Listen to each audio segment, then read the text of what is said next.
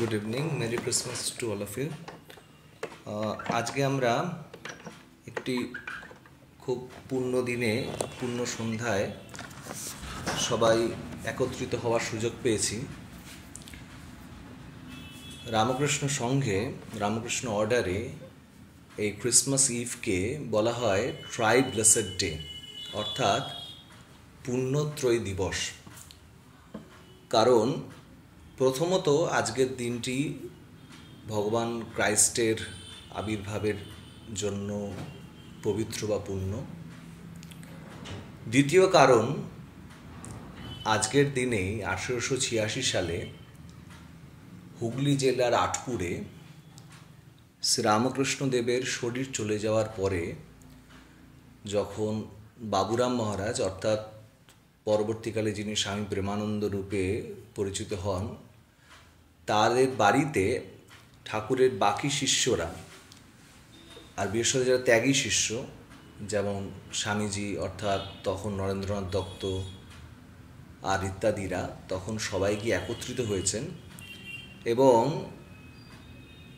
ওই শীতের সন্ধ্যাগুলোতে, রাত্রিগুলোতে তারা কাশীপুর উদ্যানবাটির সময় থেকেই একত্রিত হয়ে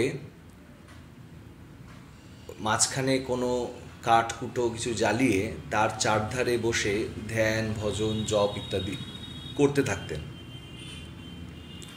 আর এই ধ্যান, ভজন, জপের তোরে সারাদিন, ওই সারাটা রাত চলে যেত। আর সারাদিন চলতো তখন ওই কাশীপুর উদ্যানবাটিতে ঠাকুরের সেবা। আর ঠাকুরের অন্তর্ধানের পর, তার শরীর যাওয়ার পরে এই ডিসেম্বর মাসে তারা যখন বাবুরাম মহারাজের মায়ের আমন্ত্রণে গিয়ে আটপুরে সবাই গিয়ে মিলিত হলেন আবার, তখন এই হাওড়া থেকে ট্রেন যেত, তাতে সবাই মিলে একসাথে রওনা দিয়েছেন। আর তখন গান বাজনা ইত্যাদি চলছে। স্বামীজি খুব ভালো গান করতে পারতেন, আবার শরৎ মহারাজ ইত্যাদিরা আবার পাখওয়াজ বা ওই বায়া তবলা ইত্যাদি নিয়ে গেছিলেন। এইভাবে চলতে চলতে তারা গিয়ে আটপুর অবধি, তখন ট্রেনের লাইন ছিল, তারা গিয়ে পৌঁছেছেন। তো এরকম প্রত্যেক সন্ধ্যায় তারা সেই কাশীপুর উদ্যানবাটির সময়ের অভ্যাস অনুযায়ী তারা ধ্যান, ভজন, জপ ইত্যাদি করতে থাকতেন। সেই অবস্থায় একদিন সন্ধ্যাবেলা হঠাৎ ভগবান ক্রাইস্টের কথা তাদের মনের মধ্যে আসলো। আর স্বামীজি খুব উদ্দীপ্ত হয়ে ভগবান ক্রাইস্ট এবং তার 12 জন পার্শ্বদের পুণ্য ত্যাগের জীবনটি সম্বন্ধে খুব বলতে শুরু করলেন। আর স্বামীজির ভাবই ছিল, স্বামীজি যখন একটি কোনো বিষয়ে ধ্যান, ধারণা, চিন্তা আর এগুলো নিয়ে বলতে থাকতেন, তখন তিনি তার উপরে একেবারে মেতে যেতেন। আর কয়েকদিন সেই ভাবটিকেই তিনি পুরো আঁকড়ে রাখতেন। তেমনি তখন ওই সারা সন্ধে হয়ে রাত হয়ে গেল, শুধু ভগবান ক্রাইস্টের কথা আর তার এই ত্যাগী সন্তানদের কথা উচ্চারিত হতে থাকলো। আর স্বামীজি লাস্টে সবাইকে ডাক দিয়ে বললেন, চল আমরাও সবাই, যেমন ক্রাইস্টের শিষ্যরা যেরকম ত্যাগকে সম্বল করে এই ক্রাইস্টের বাণীকে জগতের চারিদিকে তারা বহন করেছেন, সেরকম আমরাও ঠাকুরের ভাবটাকে জনসাধারণের মধ্যে প্রচার প্রসারের জন্য আমরাও আমাদের জীবনে ত্যাগব্রতের সংকল্প করব। এবং তারা হাতের কাছে যে যা পেলেন, খড়কুটো, কিছু গাছের পুরনো কিছু ডালপালা, তাই সেই মাঝখানে একটি অগ্নিকুণ্ড জ্বলছিল, তাতে নিক্ষেপ করে তারা একরকম সংকল্পবদ্ধ হলেন। পরবর্তীকালে ঠাকুরের শিষ্যরা বলছেন যে ঠাকুর তো আমাদের সন্ন্যাসী একরকম করেই দিয়ে গেছিলেন। আর কাশীপুর উদ্যানবাটিতে তিনি স্বয়ং হাতে করে সেই গেরুয়ার কাপড়ও অনেককে দিয়ে দিয়েছিলেন। কিন্তু ওই আটপুরে গিয়ে ওই ত্যাগব্রতের ভাবটা একটা জমাট একটা ফরমেশন ধারণ করল। পরে স্বামীজি খেয়াল করে দেখেন, যেদিন সন্ধে তারা এই সব কথাবার্তা বলছিলেন ভগবান ক্রাইস্টের লাইফ সম্বন্ধে, সেদিন অ্যাকচুয়ালি ক্রিসমাস ইভ, অর্থাৎ এই আজকের সন্ধ্যা 24শে ডিসেম্বরের সন্ধ্যা ছিল। ফলে 1886 সালের ওই 24শে ডিসেম্বর সন্ধ্যাটাকে রামকৃষ্ণ সংঘের একটা আনুষ্ঠানিক সূচনার দিন বলেও ধরা যেতে পারে। আর তৃতীয় কারণটি হচ্ছে, স্বামীজি যখন পরবর্তীকালে ভারতের পথে পথে পদব্রজে যাচ্ছেন আর নানান তীর্থে তিনি দর্শন করছেন, মানুষের ঘরে ঘরে যাচ্ছেন, ভারতবর্ষের দুর্দশা, ভারতবর্ষের পরাধীনতার কথা তিনি চোখের সামনে দেখছেন। এই অবস্থায় চলতে চলতে তিনি ভারতের মূল ভূখণ্ডের যে দক্ষিণতম বিন্দু অর্থাৎ কেপ কুমারিন বা যেটি এখন কন্যাকুমারিকা, সেখানে গিয়ে তিনি পৌঁছালেন। সেখানে মা কুমারীর একটি সুন্দর মন্দির আছে, সেই মন্দির দর্শন করে সমুদ্রে ঝাঁপ দিলেন। আর সেই মূল ভূখণ্ডের থেকে একটু দূরে একটা বড় পাথরের খণ্ড ছিল, যেটিতে তিনি পৌঁছে 3 দিন 3 রাত তিনি ধ্যান শুরু করলেন। তিনি বসলেন ভারতের যে মূল ভূখণ্ড তার দিকে তাকিয়ে। ধ্যানের বিষয়বস্তু কোনো ভগবান লাভ নয়, কোনো ঈশ্বর সাধনা নয়। তার ধ্যানের কারণ ভারতের বর্তমান দুর্দশা আর তা থেকে কেমন করে পরিত্রাণের পথ পাওয়া যায়। স্বামীজির শিষ্য শিষ্যারা যারা আমেরিকায় বা লন্ডনে ছিলেন, তারা বলতেন, বারংবার বলতেন যে India was a living goddess to him. Bharat মাতৃকা তার কাছে একজন জাগ্রতা দেবী মূর্তি ছিল। তিনি ভারতকে কয়েকটা র্যাডক্লিফ লাইন বা ম্যাকমোহন লাইনের মধ্যে আবদ্ধ একটা ভূখণ্ড তা ভাবতেন না। তিনি একে একটা জাগ্রত দেবী বলে মনে করতেন এবং সেই জাগ্রতা দেবীর সেবায় তিনি তার জীবনটাকে সমর্পণ করেছিলেন। পরবর্তীকালে তার সম্বন্ধে বলতে গিয়ে রবীন্দ্রনাথ ইত্যাদিরা বলছেন যে ভারতের জন্য বেদনার যদি একটা ঘনীভূত মূর্তি হয়, সেই ঘনীভূত মূর্তির নাম স্বামী বিবেকানন্দ। আর এই আজকের দিনে এই 24শে ডিসেম্বর সন্ধ্যায় তিনি কন্যাকুমারিকার কাছে প্রস্তর খণ্ডের ওপরে ভারতের মূল ভূখণ্ডের দিকে তাকিয়ে 3 দিন 3 রাত ব্যাপী তিনি ধ্যানে বসেন। ফলে রামকৃষ্ণ অর্ডারে, রামকৃষ্ণ সংঘে এই আজকের দিনটি খুব পবিত্র এবং তাই জন্যই আজকে আমাদের সারা পৃথিবীতে যতগুলি সেন্টার আছে, আর অফিসিয়াল সেন্টার ছাড়াও আমাদের যত ভাবানুরাগী ছোট বড় নানান রকমের আশ্রম, পাঠচক্র ইত্যাদি আছে, বা আমাদের ফরেনে আরও কত সেন্টার, তাদেরও আবার কিছু শাখা সংগঠন ইত্যাদি আছে। আর অনেক এরকম ভক্তগৃহে আজকের দিনটিকে শ্রদ্ধার সাথে স্মরণ করা হয়। এই প্রথম কথা যে আজকের দিনটা আমাদের কাছে কেন পবিত্র। এরপরে আসি যেটি আজকের মুখ্য আমাদের ধ্যান ধারণার বিষয়, ভগবান ক্রাইস্টের পূর্ণ আবির্ভাব আর তার জীবন।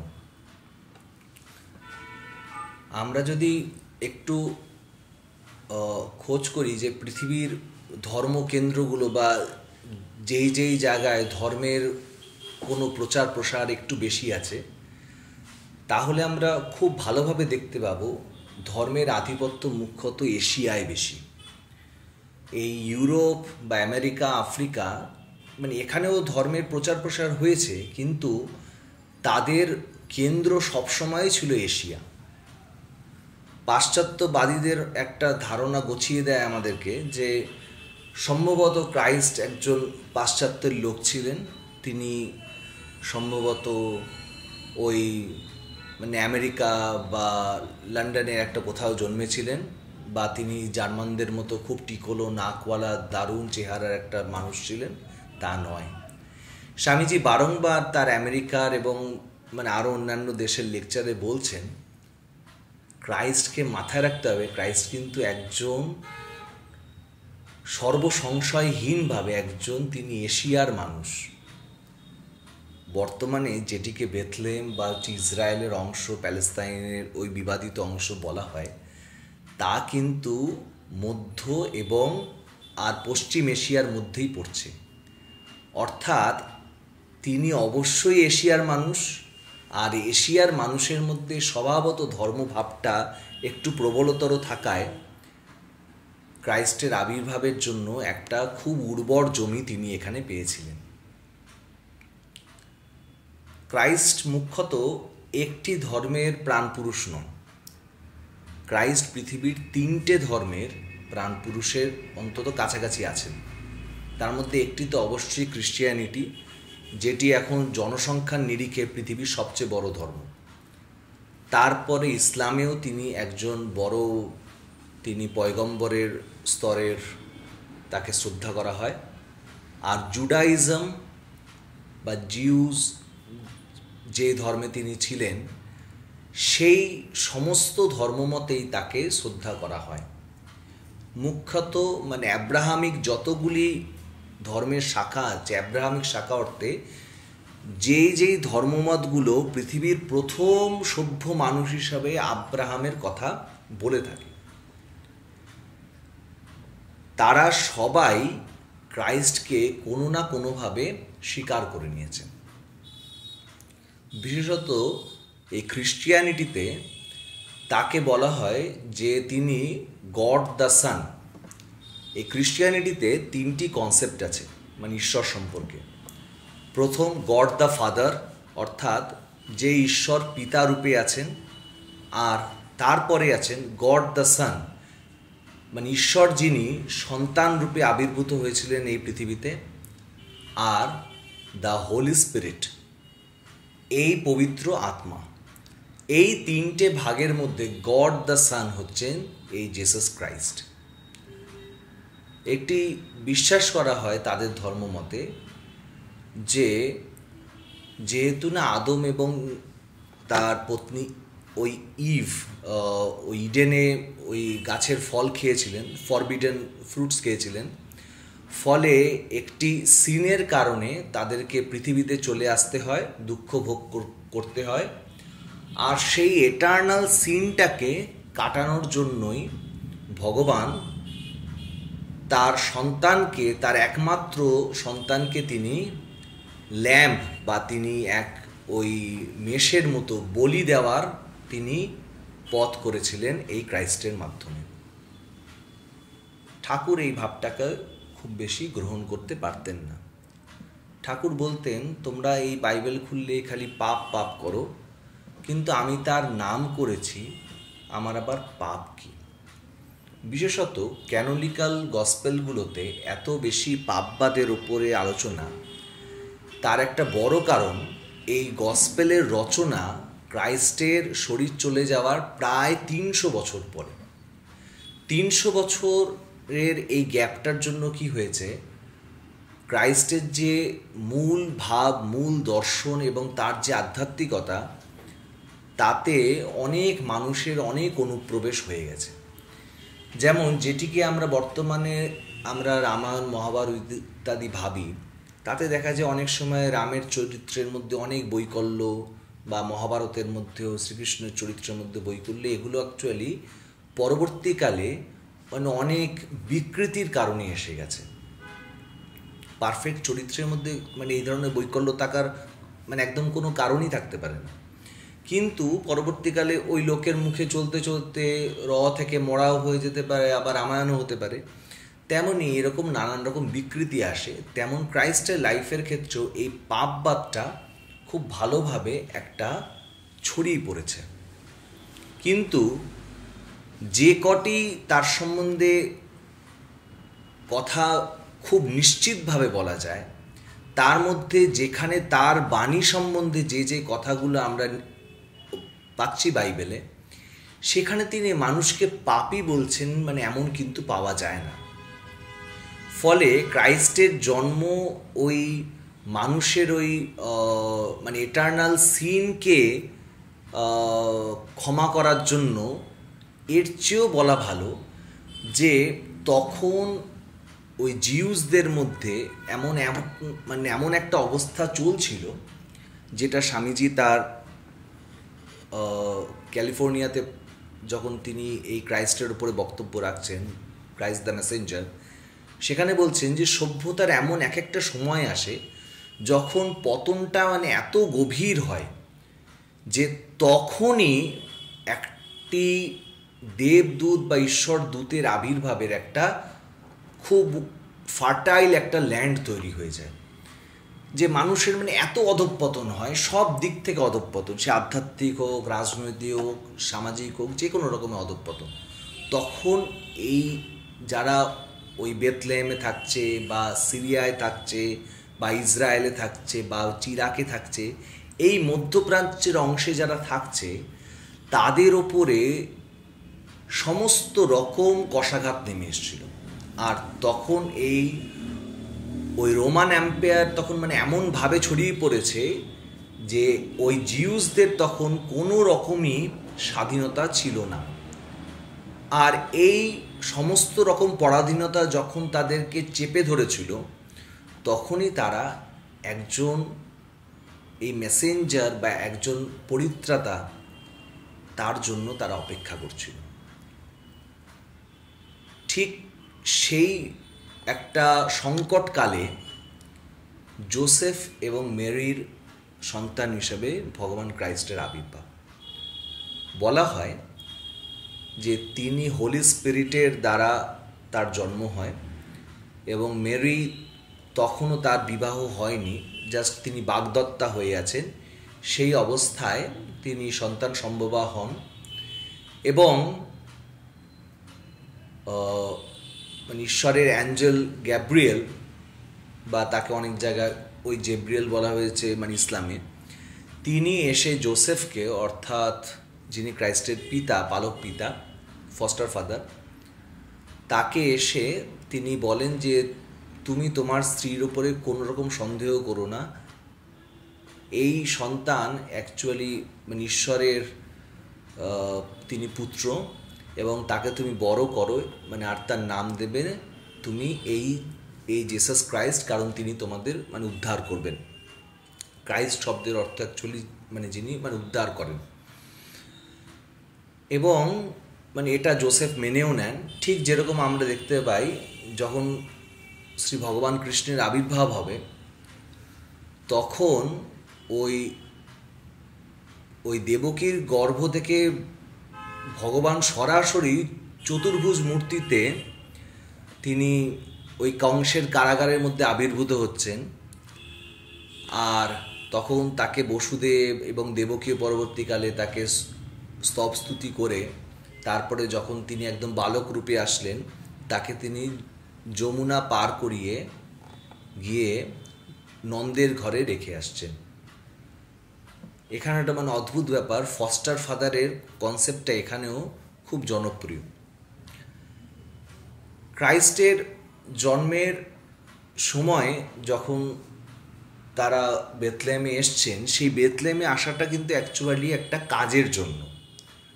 একটু আগে আমরা লুক থেকে পড়ছিলাম, সেখানে আমরা দেখতে পাচ্ছি যে তখন ওই রোমের শাসকরা বলেছে যে জনসংখ্যা করা হবে, আদমশুমারি সব করা হবে, এই প্রত্যেক মানুষের সম্বন্ধে কাউন্টিং হবে। তো যে যার পৈতৃক গ্রামে সবাই চলে যাও, সেখানে গিয়ে তোমাদের নাম নথিভুক্ত করো। তো যেহেতু না এই জোসেফ তিনি লাইন অফ ডেভিডের মধ্যে ছিলেন, ফলে তাদের পৈতৃক গ্রাম ছিল এই বেথলেহেম। তো বেথলেহেমে গেছেন, এখন গিয়ে পৌঁছে দেখছেন যে অনেক লোকের ভিড়, আর সমস্ত থাকবার জায়গা ইতিমধ্যে ওভার প্যাকড, প্রচণ্ড ভর্তি হয়ে আছে, সেখানে এতটুকু জায়গা নেই। তখন অবশেষে একটি আস্তাবলের মধ্যে তাদের জায়গা হলো, আর সেখানেই রাত্রিবেলা এই ভগবান ক্রাইস্টের আবির্ভাব। এখানেও দেখি যখন তিনি শ্রীকৃষ্ণ অবতারে আসছেন, তখন ওরকম কংসের কারাগারে, বা যখন তিনি শ্রীরামকৃষ্ণ রূপে আসছেন, তখন একটা ঢেকি শালে তিনি অতি দীন দরিদ্র ব্রাহ্মণের ঘরে তিনি আসছেন। ভগবান একবারই মনে হয় সম্ভবত, একবার বা দুবার হয়তো তিনি ওই রাজার ঘরে এসেছিলেন, কিন্তু তার সেই রাজত্ব টেকেনি। রামচন্দ্র রাজার ঘরে এসেছিলেন বটে, কিন্তু তার লাইফের একটা বড় বিখ্যাত স্প্যানই ছিল ওই সব বনে বনে কেটেছে তার। আবার শাক্যমুনি হিসাবে তিনি ওই বুদ্ধাবতারে এসছেন, কিন্তু সেই বুদ্ধ পরবর্তীকালে সংসারের প্রতি সমস্ত মোহ ত্যাগ করে তিনিও সন্ন্যাসী হয়ে যান। তো এরকম ভগবানের একটা স্বভাব যে তিনি দিন দরিদ্রের মধ্যে থাকতে পছন্দ করেন।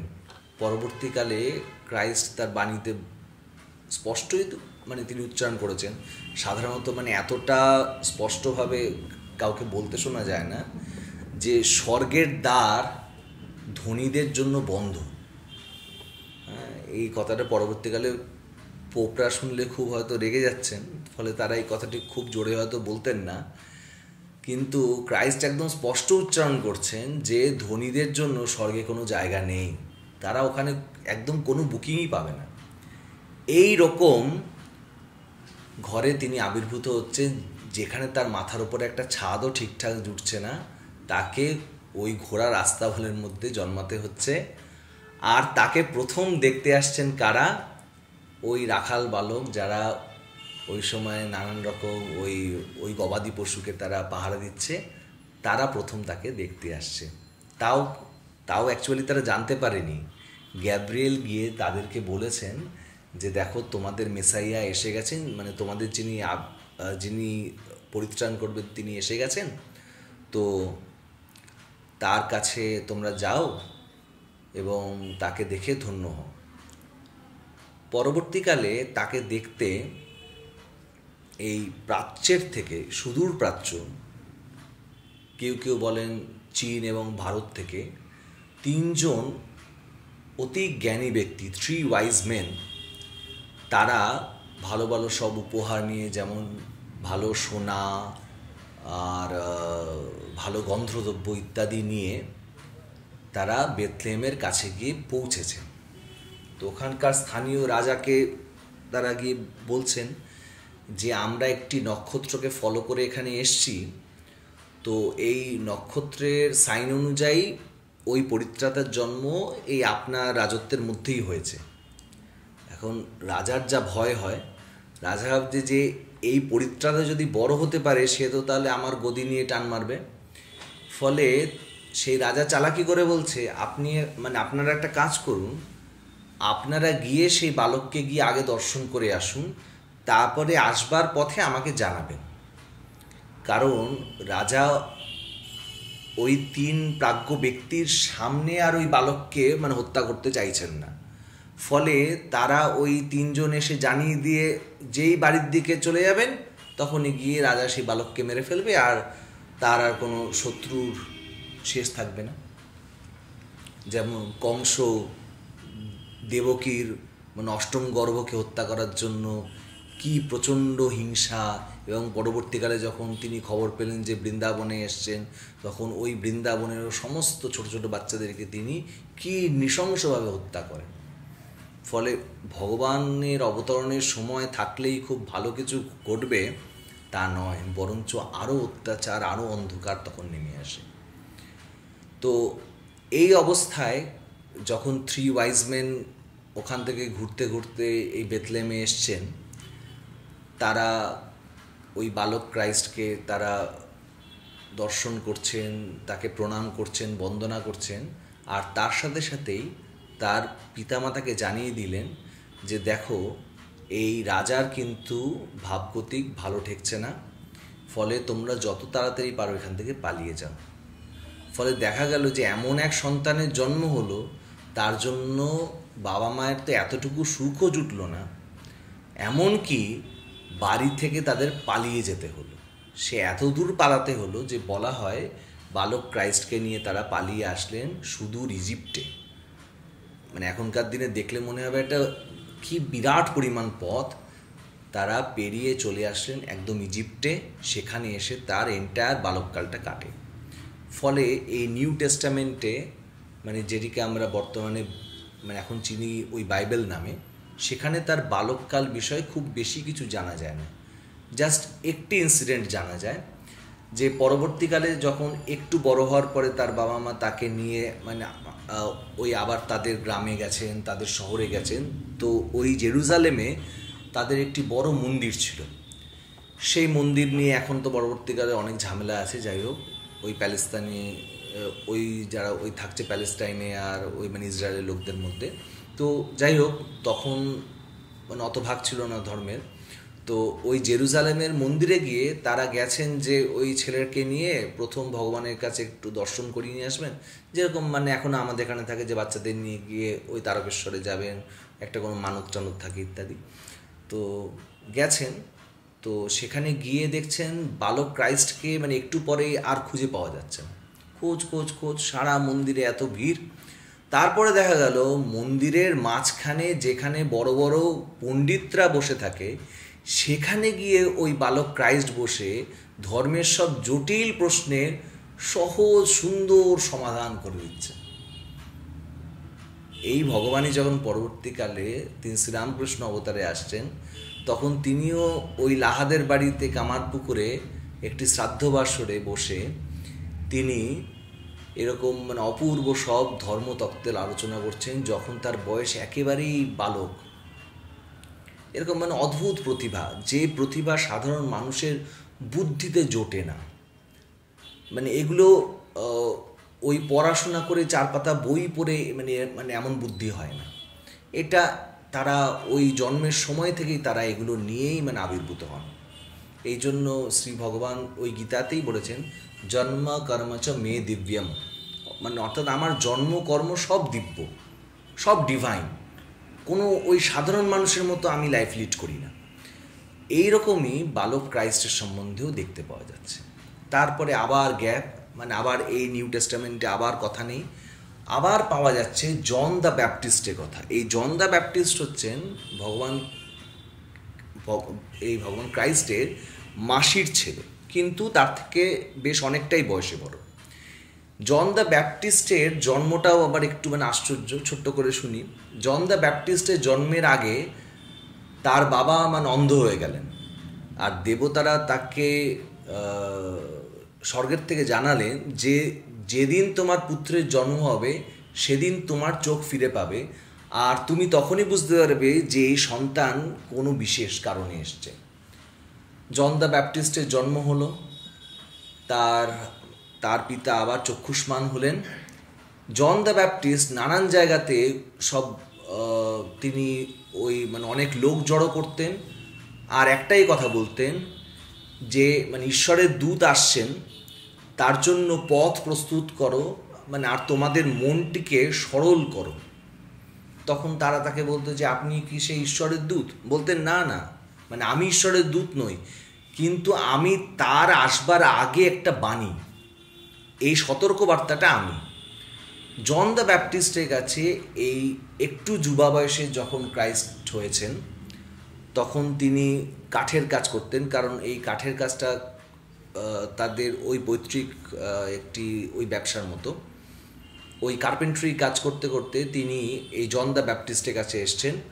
জন দ্য ব্যাপটিস্টের কাছে এসে তিনি ব্যাপটাইজড হচ্ছেন। ব্যাপটাইজড মানে এই ব্যাপারটা ওই ক্রিশ্চিয়ানিটি বা ওই জিউইজমের মধ্যে খুব আছে, যেখানে তারা বিশেষত কোনো পবিত্র নদীর বা কোনো পুকুরের বা কোনো সরোবরের মধ্যে ডুবে তারপরে তারা আবার উঠে আসে, এবং এটিকেই তারা ব্যাপটাইজড হওয়া বা দীক্ষিত হওয়া যেটি আমাদের এখানে বলে, তার মতো একটি ভাব। বা এখন আমাদের এখানেও তো নানান জায়গায় খুব ওই কুম্ভ স্নান ইত্যাদি নানা রকম ওই স্নানের কথা আছে, ঠিক তেমনই একটি ধরে নেওয়া যায়।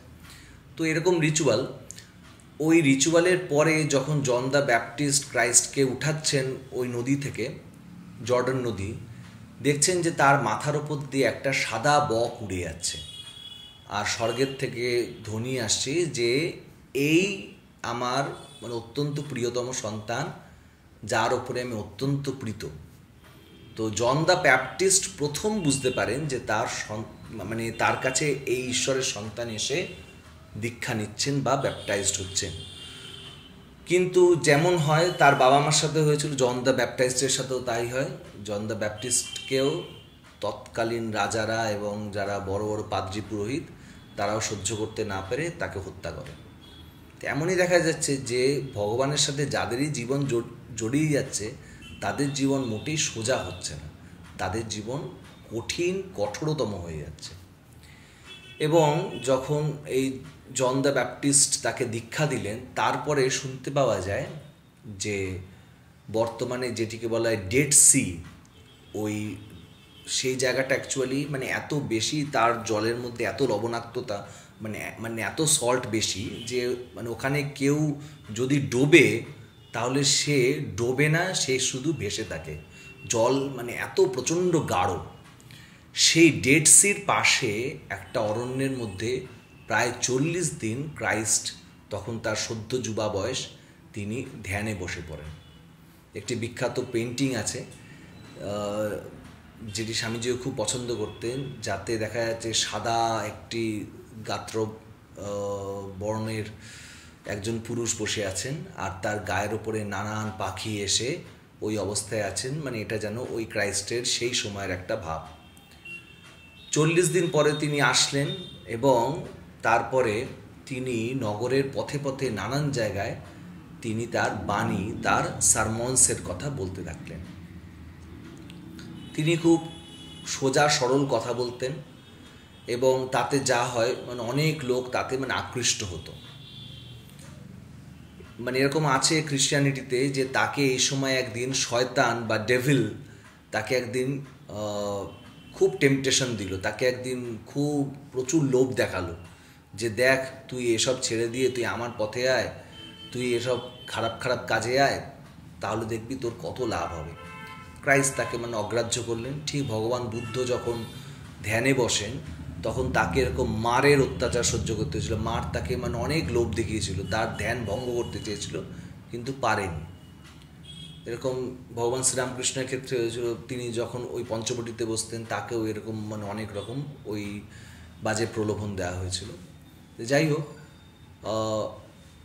ভগবান ক্রাইস্ট এরপরে গ্রামে গ্রামে শহরে শহরে ঘুরতে ঘুরতে একদিন একটি বড় মন্দিরে এসছেন। সেখানে গিয়ে তিনি দেখছেন মন্দিরের মধ্যে নানান রকম ব্যবসা। সেখানে পাখি বলি দেওয়া হবে, সেখানে নানান রকম মেষ বলি দেওয়া হবে, তার ব্যবসা চলছে, সেখানে টাকা পয়সা সব লেনদেন চলছে। ক্রাইস্ট তখন সদ্য যুবা বয়স, খুব রেগে গিয়ে তিনি মানে ওই কয়েক ছড়া ধান নিয়ে বা ওইখানকার যা ছিল লোকাল কিছু ওই প্যাডি বা অন্য ধরনের কোনো ওই শস্যের কিছু, তাই দিয়ে তিনি লোককে মানে এমনভাবে তিনি মারতে শুরু করলেন, খেদাতে শুরু করলেন যে মানে তৎক্ষণাৎ এই একটা বড় মন্দিরের চত্বরে যত লোক ছিল সবাই পালিয়ে গেল। তখন ওই স্বভাবতই মানে ওখানকার পাদ্রী পুরোহিতরা খুব রেগে গেছে। তারা এসছে যে যে তুমি এগুলো কি করছো? তো বলছে যে আমার পিতার ঘরে এইসব হচ্ছে কেন, মানে এইসব ব্যবসা চলছে কেন? তো বলছে এরকমই চলে। তো বলছে না, আমি এক্ষুনি এগুলো সব ভেঙে দেব। তো বলছে যে মানে তুমি যে বলছো যে তুমি ঈশ্বরের সন্তান, তার প্রমাণ দাও।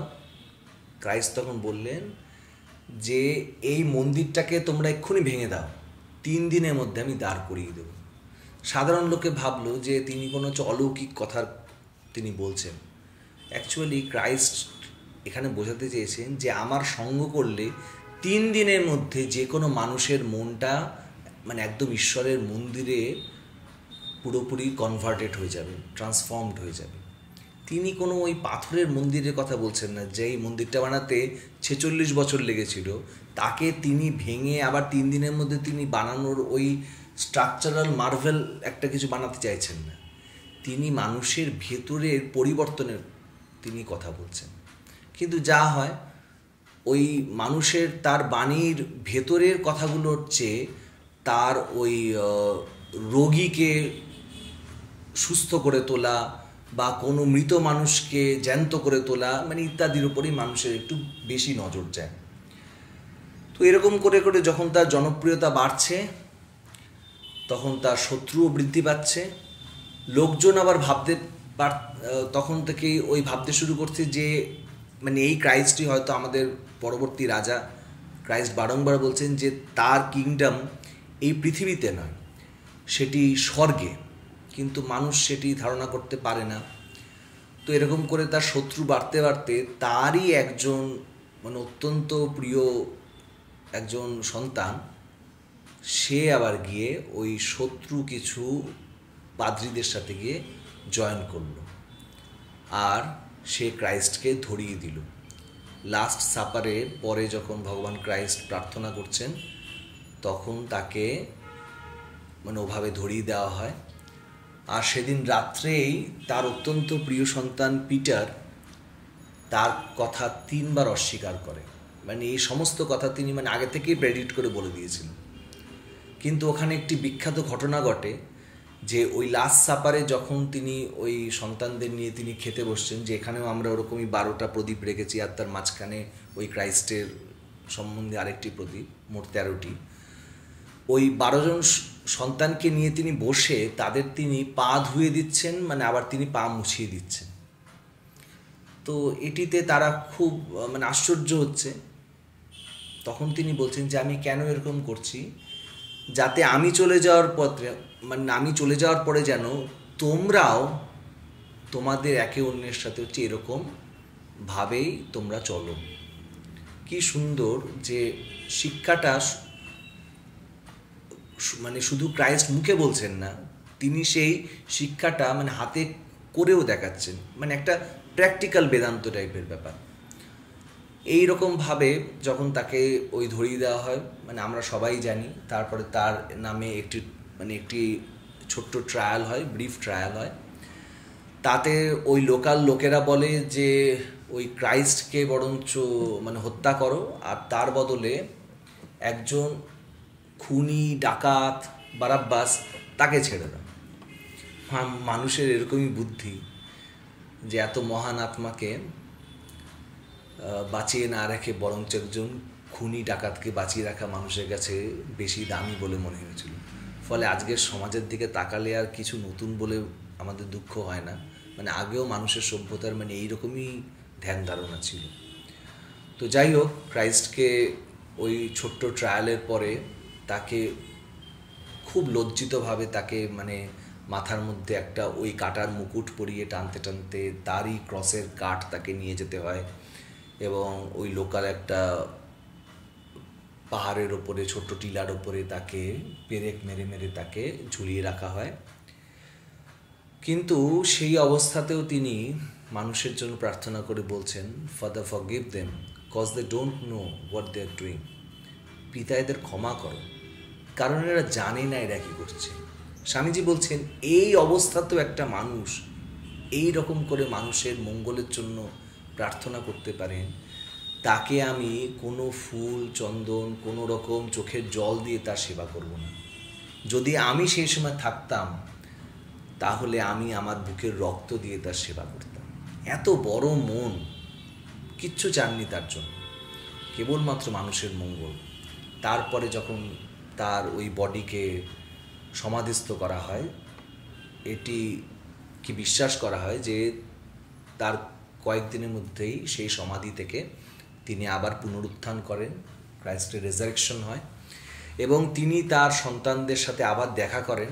আর একটি দারুণ কথা বলেন যে আমাকে তোমরা দেখছো, আমার হাতে এই পেরেকের ওই ফুটো দেখছো, তারপরেও তোমাদের বিশ্বাস হচ্ছে না, কিন্তু ধন্য তারা যারা আমাকে দেখেনি, যারা আমার কোনো কথা শোনেনি, কিন্তু আমার সম্বন্ধে একটু পরে জেনেই তাদের আমাকে খুব বিশ্বাস হবে। ফলে আমরা ধন্য যারা হয়তো তাকে প্রত্যক্ষভাবে দেখিনি, তার সম্বন্ধে আমাদের কোনো বিশেষ ধারণাও নেই, কিন্তু তার কথা মানে একটু পড়ে শুনে বুঝে আমাদের যেটুকুই হচ্ছে তাকে আমাদের একটু একটু করে ভালো লাগলেই এই আজকের সন্ধ্যাটি পালন সার্থক হবে। ভগবান ক্রাইস্টের শ্রীচরণে প্রার্থনা করি, ঠাকুরমা স্বামীজির কাছে প্রার্থনা করি আমাদের মধ্যেও মানে এরকমই একটি দিব্য অনুপ্রেরণার স্রোত বয়ে যাক। মানে আবার সবাইকে ভগবান ক্রাইস্টের জন্মতিথির